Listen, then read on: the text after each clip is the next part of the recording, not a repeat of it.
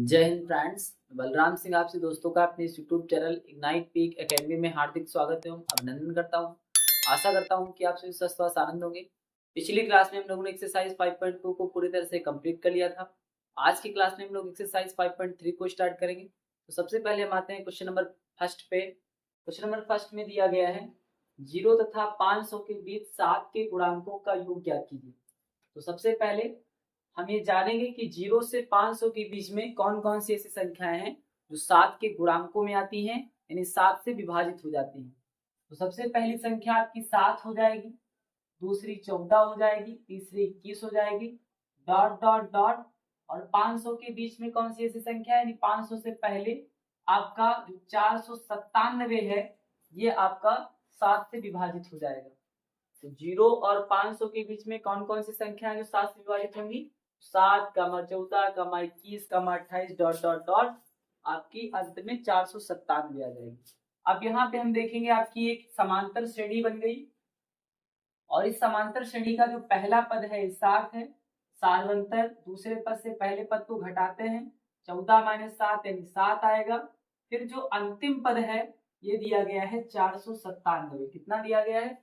497। अब 90 पद के मान के लिए हम फार्मूला लगाएंगे, तो लिखेंगे 90 पद के मान के लिए, 90 पद के मान के लिए फार्मूला लग जाएगा a बेस में n equal to a plus n minus 1 into D. तो a बेस में n का मान कितना दिया गया? ये दिया गया 497। a का मान 7 है plus n minus 1 into D, D का मान 7 है। यानी इस क्वेश्चन में आपको n का मान निकालना है। सबसे पहले आप क्या करेंगे इस क्वेश्चन में n के मान को निकालेंगे और फिर उस n के मान को n पदों के योगफल के सूत्र में रखना है, सॉल्व करना है और आपका 0 से 500 के बीच में जो 7 के गुणांक है उनका योगफल निकल आएगा। तो सबसे पहले हम जानेंगे कि कितने ऐसे गुणांक हैं 0 से 500 के बीच में, कितनी ऐसी संख्याएं हैं जो 7 से विभाजित हो जाती है। तो अब इसके बाद में हो जाएगा 497 बराबर 7 प्लस 7 का n से गुणा 7 है, 7 का -1 से गुणा -7, -7 प्लस 7 कट जाएगा यानी 497 बराबर 7 n। तो n बराबर 497 बटे 7, काटेंगे 7 से 49, 7 एकम 7, यानी n का मान कितना आ जाएगा? 71 आ जाएगा। कितना आ जाएगा? 71 आ जाएगा। अब हम लिखेंगे n पदों के योगफल का सूत्र, n पदों के योगफल का सूत्र, n पदों के योगफल का सूत्र होता है s बेस में n equal to n/2 bracket में 2a plus n minus 1 into D. s base में n का मान निकला 71, तो बेस में हो जाएगा 71 इक्वल टू n के स्थान पर 71 इंटू 2a, a का मान कितना है? 7 है, तो इंटू में 7 प्लस n का मान 71, तो 71 माइनस 1 इंटू d का मान है 7। अब इसे सॉल्व करेंगे तो ये हो जाएगा 71/2, 2 7 जा 14 हो जाएगा। 71 से 1 को माइनस करेंगे तो आएगा 70, ब्रैकेट ओपन करेंगे तो इंटू में 7 हो जाएगा। अब इसके बाद में ये हो जाएगा 71/2 ब्रैकेट में 14 प्लस 7 का मल्टीप्लाई, 0 7 7 जा 49। अब इसे जोड़ेंगे तो ये आएगा 71/2 ब्रैकेट में 490 और 14 जोड़ेंगे तो आएगा 504। 2 से 504 काटेंगे तो आएगा 2 दूना 4, 2 पंची 10, 2 दूना 4 252। तो हमें निकालना है s बेस में 71, तो ये आएगा 71 गुणे 252 यानी 71 गुणे 252। इसको हम गुणा करेंगे, 252 का गुणा करना है 71 से, ये हो जाएगा 2 5 2, 7 दूना 14, 7 25 35, 1 36 और 7 दूना 14 3 17, जोड़ेंगे 2 5 4 9, 6 2 8 और 1 7 यानी 17,892। एस बेस में 71 कितना आएगा? 17,892। यानी 0 से 500 के बीच 7 के गुणांकों का योग कितना आ गया? यह आ गया 17,892। अब इसे आप नोट कर सकते हैं, यही आपका इस क्वेश्चन का आंसर हो जाएगा। फिर इसके बाद में हम आएंगे क्वेश्चन नंबर 2 पे।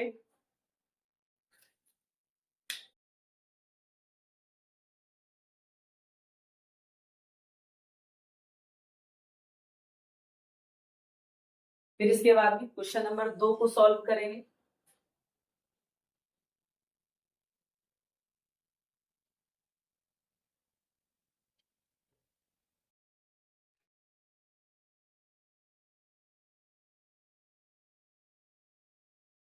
क्वेश्चन नंबर 2 में दिया गया है संख्या 5 व 7 का संख्या 5 व 7 का समांतर माध्य ज्ञात कीजिए। समांतर माध्य ज्ञात कीजिए।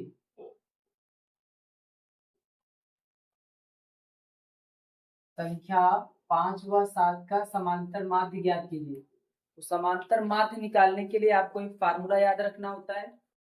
समांतर माध्य बराबर होता है, समांतर माध्य बराबर होता है पदों का योग, पदों का योग बटे पदों की संख्या।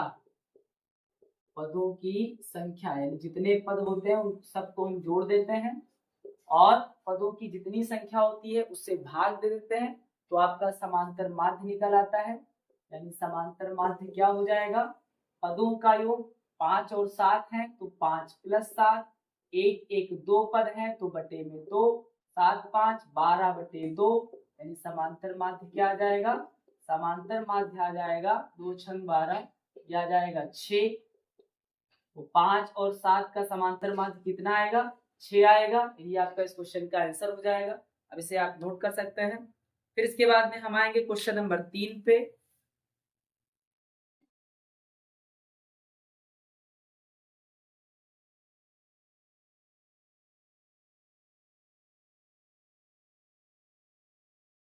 फिर इसके बाद में आएंगे क्वेश्चन नंबर 3 पे।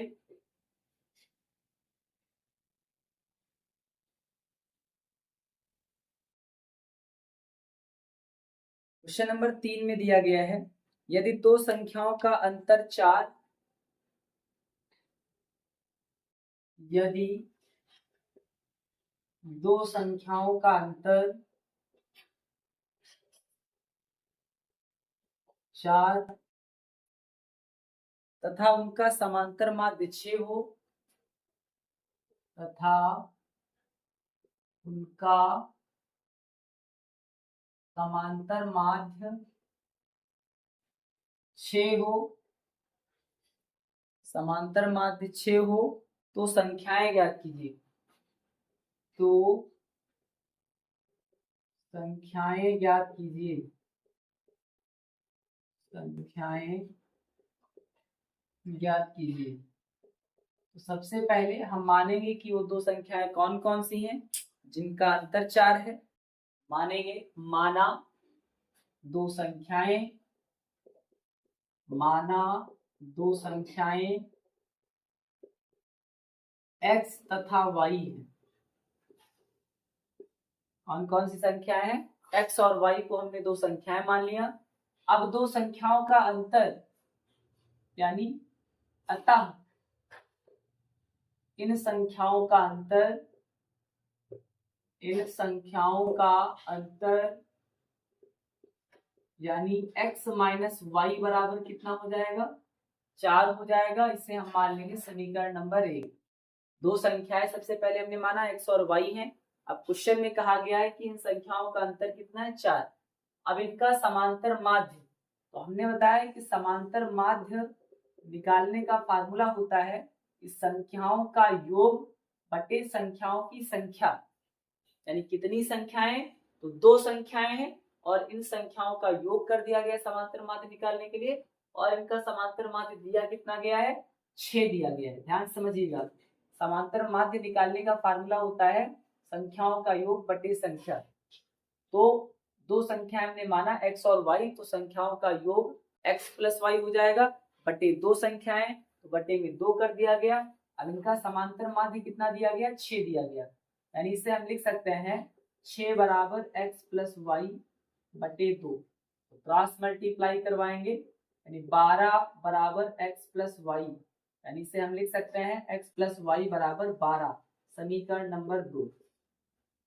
अब समीकरण 1 व 2 से लिखेंगे, समीकरण 1 व 2 से x प्लस वाई है, x माइनस वाई है, यानी समीकरण 1 प्लस 2 कर दें। समीकरण 1 है x माइनस वाई बराबर 4, समीकरण 2 है x प्लस वाई बराबर 12, जोड़ने पर क्या होगा, x x हो जाएगा 2x plus Y minus Y cut जाएगा, 12 4 हो जाएगा 16, यानी x बराबर 16 बटे 2, 2 8 16, x बराबर आ गया 8, यानी पहली संख्या कितनी आ गई 8। अब x के मान को आप समीकरण 1 में या समीकरण 2 में कहीं भी रखेंगे, y के मान को निकाल लेंगे। तो x के इस मान को समीकरण 2 में रखने पर, तो यहां हम लिखेंगे, इसके बाद में x के इस मान को,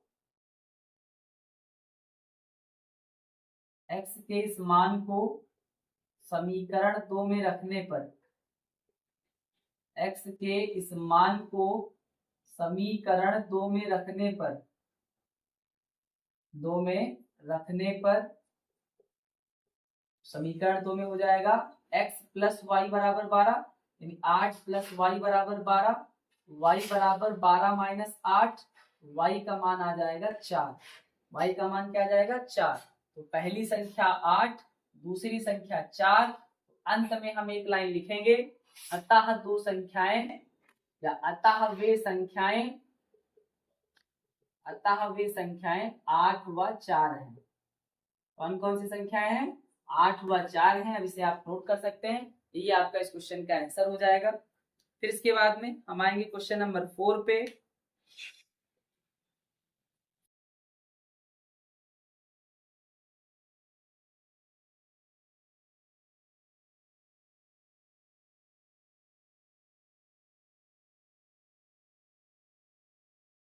इसके बाद में क्वेश्चन नंबर 4 को सॉल्व करेंगे।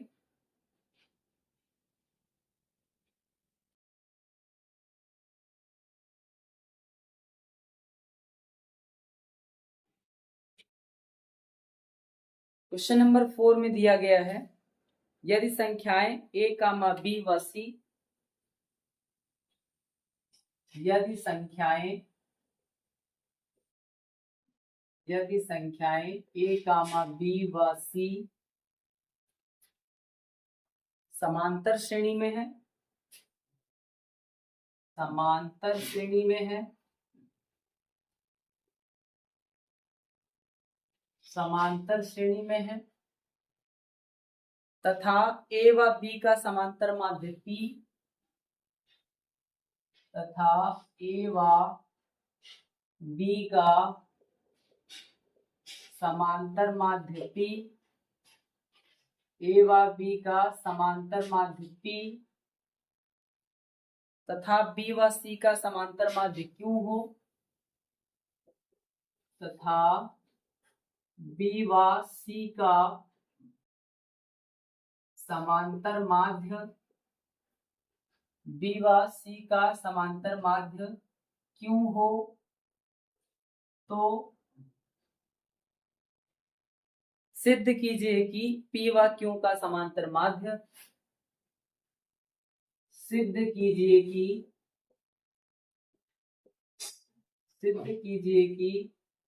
p व q का, सिद्ध कीजिए कि p व q का समांतर माध्य, समांतर माध्य b होगा। तो सिद्ध कीजिए कि p व q का समांतर माध्य b होगा।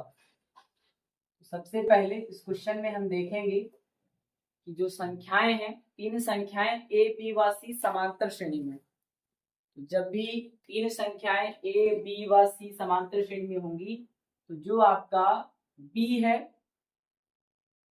जो आपका 2b है, ये a प्लस c के बराबर हो जाएगा।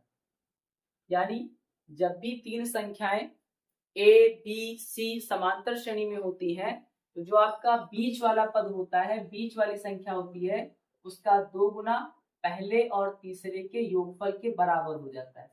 यानी इसे हम लिख सकते हैं ए बी सी के समांतर श्रेणी होने की कंडीशन में हम लिख सकते हैं 2b बराबर a प्लस सी। इसे हम मान लेंगे इक्वेशन नंबर फर्स्ट। क्या मानेंगे? इसे हम मानेंगे इक्वेशन नंबर फर्स्ट। फिर क्वेश्चन में दिया गया a व b का समांतर माध्य p है। तो a व b का समांतर माध्य यानी a प्लस b संख्याओं का योगफल बटे कितनी संख्याएं हैं? 2 है। इनका समांतर माध्य कितना दिया गया? p दिया गया। इसे हम मान लेंगे इक्वेशन नंबर सेकेंड। क्या मानेंगे? Equation number second.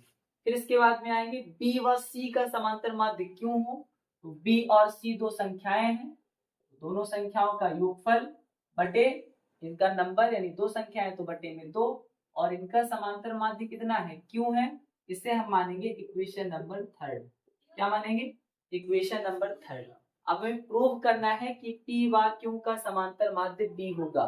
तो सबसे पहले हम समीकरण 2 और 3 को जोड़ देंगे। तो लिखेंगे समीकरण 2 व 3 को जोड़ने पर, 2 व 3 को जोड़ने पर, समीकरण 2 व 3 को जोड़ने पर a प्लस बी बटे 2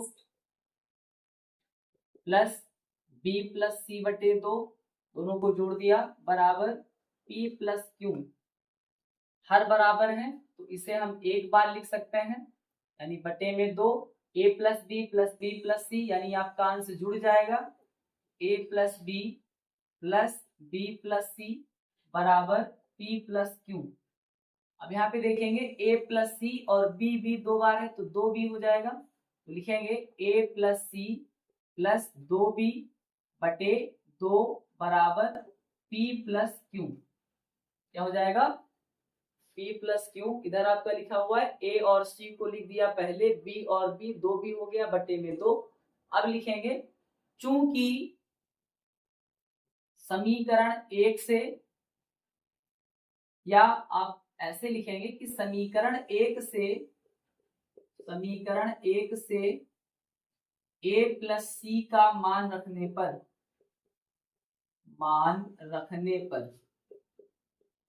समीकरण 1 से a प्लस सी का मान रख देंगे तो a प्लस सी के बराबर में क्या है? 2b। a प्लस सी के स्थान पर हम क्या रखेंगे? 2b रखेंगे प्लस 2b बटे 2 बराबर p प्लस क्यू। तो ये हो जाएगा 4b बटे 2 बराबर p प्लस क्यू।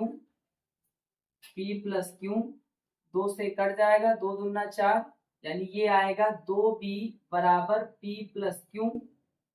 अब इसे हम लिख सकते हैं, ये जो b का मान अगर हम निकालें यानी यहां से अगर हम b का मान निकालें तो ये हो जाएगा p प्लस क्यू बटे 2। क्या हो जाएगा?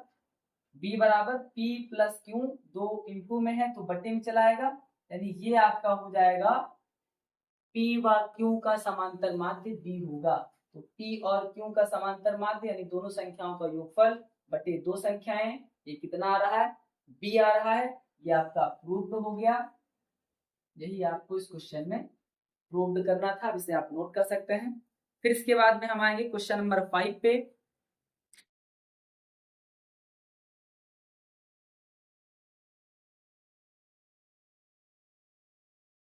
फिर इसके बाद में क्वेश्चन नंबर 5 को सॉल्व करेंगे और आपका क्वेश्चन नंबर 5 दो पार्ट में डिवाइड है और दोनों को एक एक करके सॉल्व करेंगे। सबसे पहले फर्स्ट पार्ट को, फिर उसके बाद में सेकंड पार्ट को।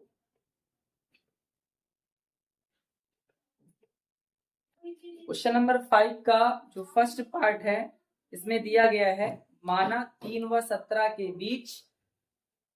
5 का फर्स्ट पार्ट है माना 3 व 17 के बीच,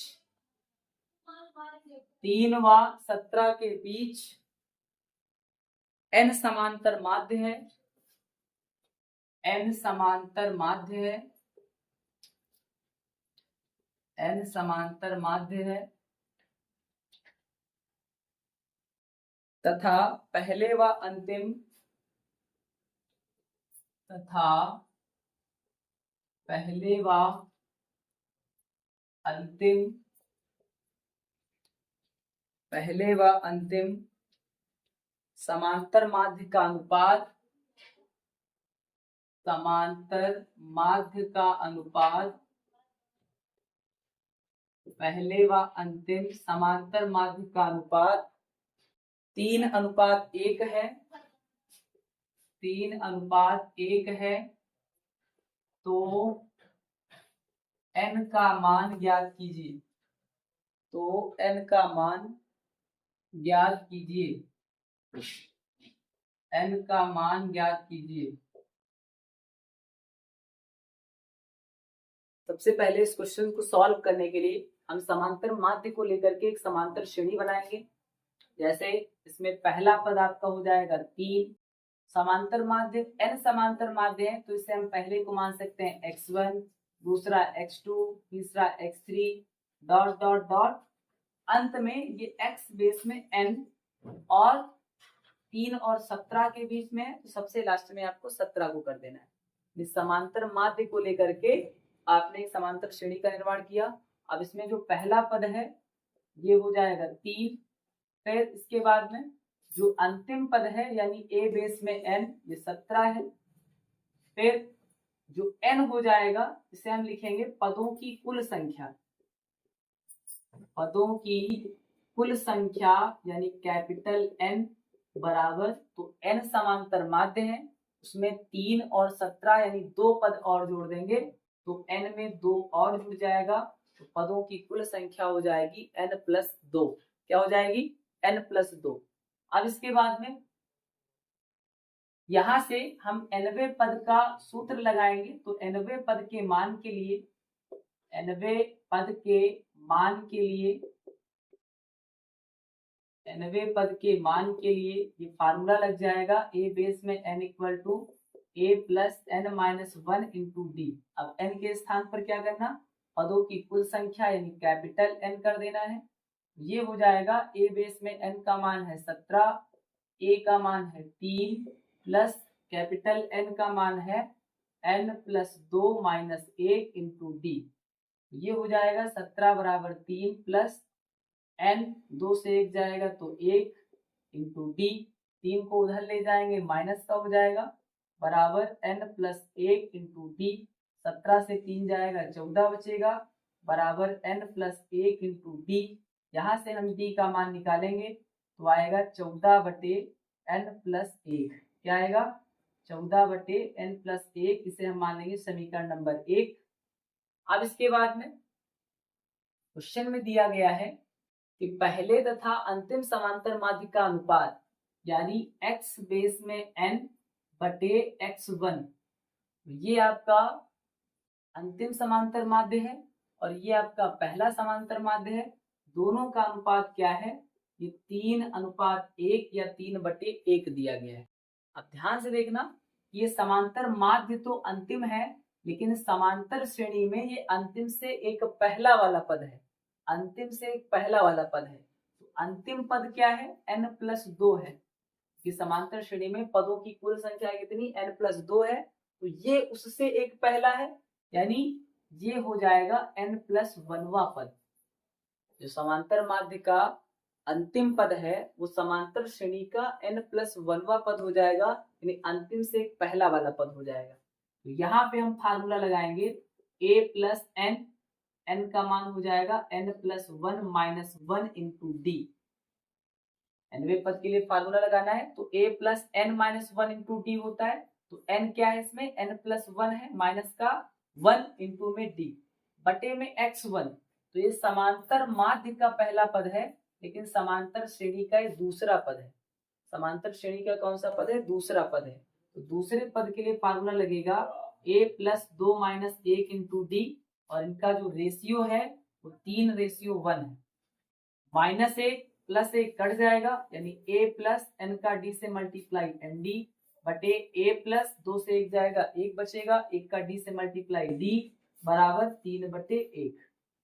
अब इसके बाद में यहाँ पे इसका क्रॉस मल्टीप्लाई करवा देंगे तो 1 का a प्लस nd से मल्टीप्लाई a प्लस nd बराबर 3 का a से 3a प्लस 3 का d से तो 3d।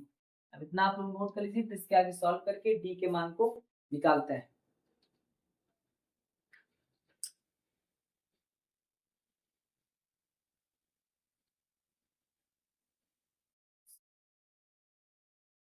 अब इसके बाद में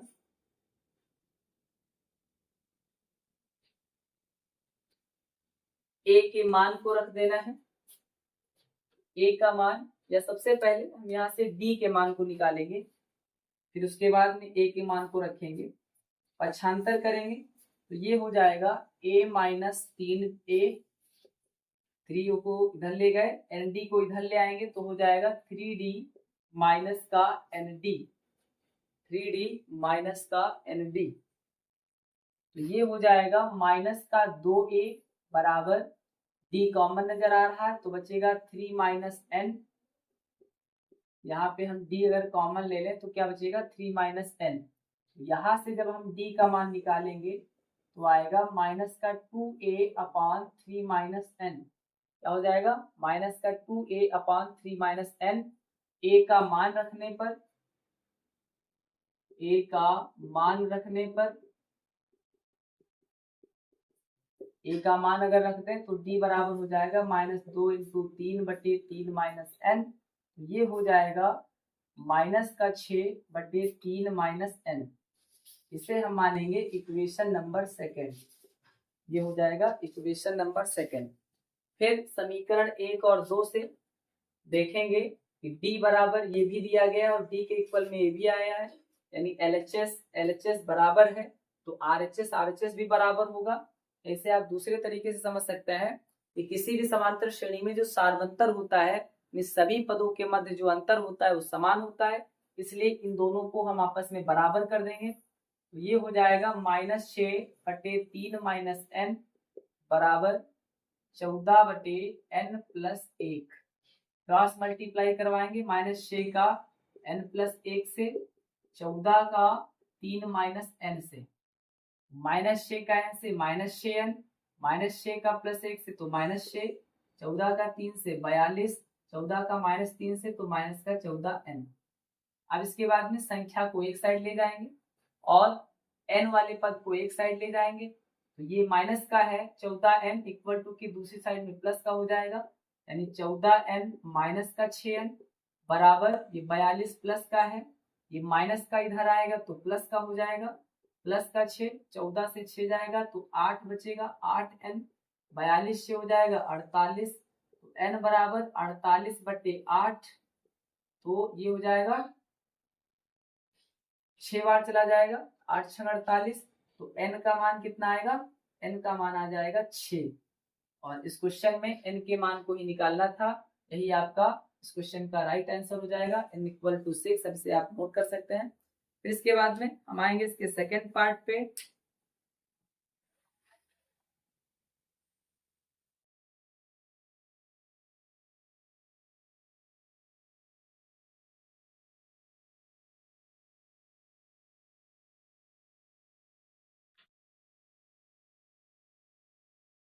सेकेंड पार्ट को सॉल्व करेंगे।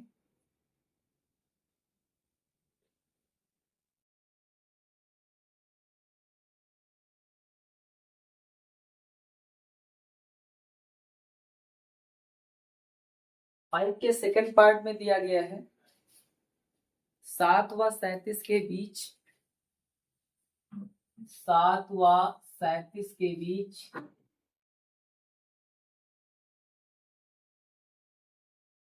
9 समांतर माध्य ज्ञात कीजिए, 9 समांतर माध्य ज्ञात कीजिए, 7 व 37 के बीच 9 समांतर माध्य ज्ञात कीजिए। 9 समांतर माध्य ज्ञात कीजिए। सबसे पहले समांतर माध्य को लेकर के हम एक समांतर श्रेणी का निर्माण करेंगे। पहला पद हो जाएगा 7, फिर x1 x2 x3 dot dot, कितने समांतर माध्य है 9, तो x बेस में 9 और अंत में हमें लिखना है 37, अंत में क्या हो जाएगा 37, यानी x1 से लेकर के x9 तक 9 समांतर माध्य हैं, और 7 और 37 के बीच में है, तो 7 को पहले 37 को बाद में, यानी इसके बीच में आपके समांतर माध्य को करना है, यानी यहाँ से जो आपकी समांतर श्रेणी बनेगी वहां प्रथम पद हो जाएगा 7 और अंतिम पद आएगा कितना 37। कितना हो जाएगा अंतिम पद 37। फिर हम आएंगे पदों की कुल संख्या। तो पदों की कुल संख्या जिसे हम कैपिटल N कहेंगे, तो 9 तो समांतर माध्य है, 7 और 37 को जोड़ने पर कितना हो जाएगा 11 हो जाएगा। ये पदों की कुल संख्या कितनी हो जाएगी 11 हो जाएगी। अब यहाँ पे हम nवें पद के सूत्र के लिए या nवें पद के मान के लिए सूत्र लगाएंगे। तो nवें पद के मान के लिए nवें पद के मान के लिए फार्मूला लग जाएगा a बेस में n equal to a plus n को कैपिटल कर देना है पदों की कुल संख्या -1 इंटू डी। तो a बेस में n का मान दिया गया है 37 बराबर a का मान 7 है, n का मान कितना है 11 है, 11 माइनस 1 इंटू डी। तो 37 बराबर 7, 11 से 1 जाएगा 10 इंटू डी, 7 को उधर ले जाएंगे प्लस का इधर जाएगा माइनस का हो जाएगा। तो 37 माइनस 7 बराबर 10 डी। तो ये 37 से 7 जाएगा 30 बचेगा इक्वल टू 10 डी। डी बराबर 30/10। तो यहाँ से जो डी का मान आएगा, डी का मान आ जाएगा 3। डी का मान कितना आ गया, डी का मान आ गया 3। अब इसके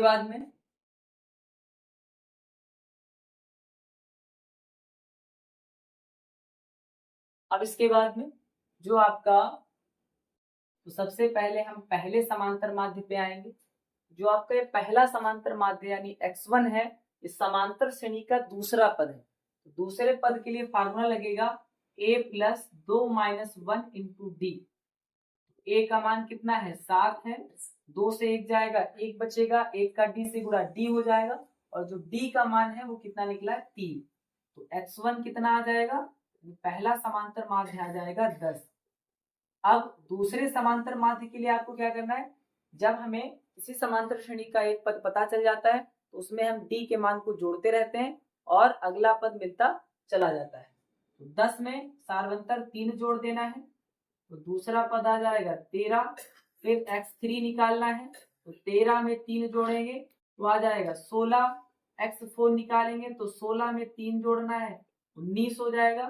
फिर x5 निकालना है, 19 में 3 जोड़ना है तो 22 हो जाएगा।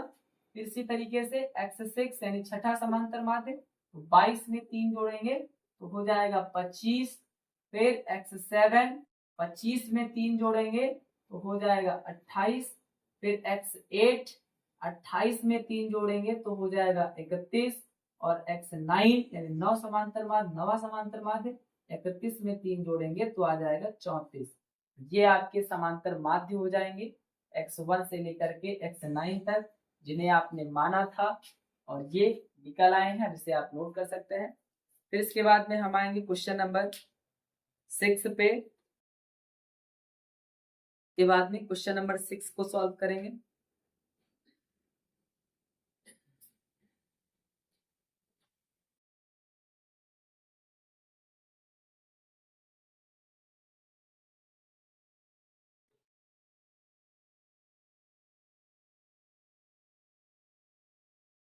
क्वेश्चन नंबर 6 में दिया गया है, यदि x, y, z, यदि x, y, z समांतर श्रेणी में है, समांतर श्रेणी में है, समांतर श्रेणी में है, तो सिद्ध कीजिए कि, तो सिद्ध कीजिए कि x plus 2y minus Z, x plus 2y minus Z, 2y plus Z minus X, 2y plus Z minus X, Z plus X minus Y, Z plus X minus Y बराबर 4xyz, बराबर 4xyz। सबसे पहले इस question को solve करने के लिए हम LHS को लेंगे, या सबसे पहले हम देखेंगे कि इस क्वेश्चन में कहा गया है कि XYZ समांतर श्रेणी में है। तो जब तीन संख्याएं इस तरीके से समांतर श्रेणी में होती हैं तो जो बीच वाला पद है उसका 2 गुना पहले और तीसरे के योग के बराबर हो जाता है। जब तीन संख्याएं इस तरीके से समांतर श्रेणी में होती हैं तो बीच वाले का 2 गुना पहले और तीसरे के योगफल के बराबर हो जाता है। इसे आप मान लेंगे इक्वेशन नंबर फर्स्ट। क्या मानेंगे? Equation number first. फिर उसके बाद में हमें प्रूव क्या करना है? प्रूव करना है x plus 2y minus Z और 2y plus Z minus X और z plus X minus Y equal to 4xyz। तो हम LHS को लेंगे। LHS लेने पर क्या हो जाएगा? x plus 2y minus Z, फिर 2y plus Z minus X, फिर z plus X minus Y. यहाँ पे देखेंगे कि जो आपका ये 2y है, 2y के बराबर में क्या रखना है? x plus Z. पहले ब्रैकेट में हो जाएगा x प्लस 2y के स्थान पर x प्लस जेड हो जाएगा, माइनस का जेड हो जाएगा। फिर इसके बाद में यहाँ पे आएंगे, 2y का मान क्या रखना है? 2y का मान रखना है x प्लस जेड और ये आपका z है माइनस का x। z प्लस x के स्थान पर क्या रखना है? 2y रखना है माइनस का y। ध्यान देना, ये आपका x लिखा हुआ है, 2y के स्थान पर x प्लस जेड समीकरण 1 से लिखेंगे, माइनस का z है, 2y के स्थान पर x प्लस जेड रखना है, प्लस का z माइनस का x, z प्लस x के स्थान पर 2y रखना है माइनस का y। Minus z plus z cut जाएगा, यहाँ पे minus x plus x cut जाएगा, ये बचेगा x और x, ये हो जाएगा 2x। यहाँ पे z और z, ये हो जाएगा 2z। यहाँ पे 2y से 1y जाएगा तो बचेगा y। गुणा करवाएंगे, 2 दूना 4 x y z। तो यही आपको प्रूव करना था। बराबर ये हो गया RHS, ये प्रूव हो गया है। अब इसे आप नोट कर सकते हैं।